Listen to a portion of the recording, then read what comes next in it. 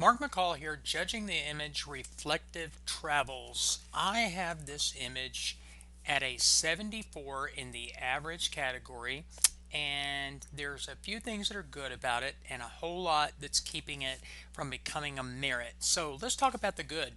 The gateway, as it were, across the water over to the other side is this wonderful bridge. Man, that is beautiful. Little walkway. It's very inviting. I just want to walk into this image and just walk right across. But there's so many things around it that are holding the score down. So let's go through those things one by one. And it's fair to be honest. I don't think we're going to be able to get this up to a merit image, but maybe some of these comments will be helpful down the road that you can use them into get some of your other images into the merit category. And I am going to use a red marker here to do a little illustrating.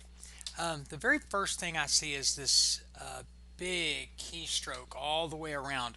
It's very wide. It's so wide that it's pulling my eye out of the image. So we want to keep those strokes much thinner to keep them from overbearing the image. I noticed that the color balance of this light and the color balance of this light are different. So this one being more neutral and this is being more warm. So there's a difference there in light.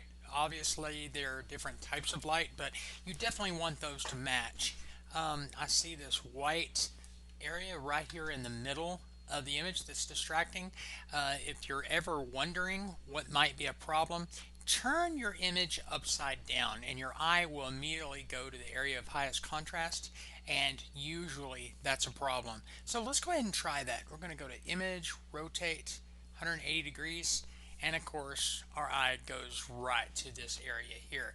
It does for me anyway, and each one of these hot spots as well, there, and there. Okay, all of those areas are a problem. So let's put the image back to where we got it.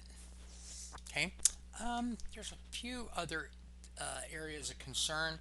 We have a little bit of a tangent line right here where the cropping is a little odd. It's important to show all of that bridge, so we want to see where it meets the ground. Also, the image isn't centered, because so if we drew a line right down the center of the image, I've got the center of the bridge being offset to the right just slightly. um, it looks like it's a time exposure, which helps with these really cool streaks of light coming out of these light bulbs. But it also creates these doodads right there, and that's killing the quality of the image. So in future pieces, let's avoid these very thick strokes.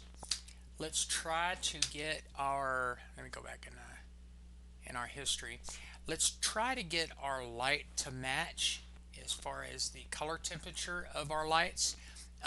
Let's watch our cropping on the bridge. Let's center up everything. Of course, a bullseye type of composition is rarely works, but in this particular case, it would have. And those things collectively are going to make your future images stronger and hopefully get them closer to that merit category.